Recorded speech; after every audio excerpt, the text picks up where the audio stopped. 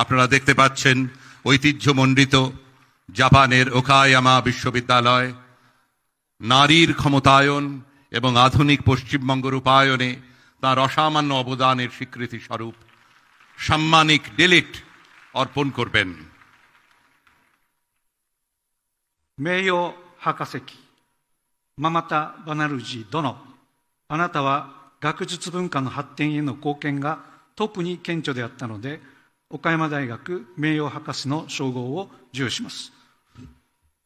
President Okayama University Yasutomo Nas. A moment which will remain in our memory forever. We are rare witnesses to this great moment. আপনারা করতালি দিয়ে এই আনন্দের মুহূর্তটিকে স্বাগত জানান। আমরা যারা এর সাক্ষী রইলাম, আমরা সত্যিই ভাগ্যবান, ভাগ্যবতী।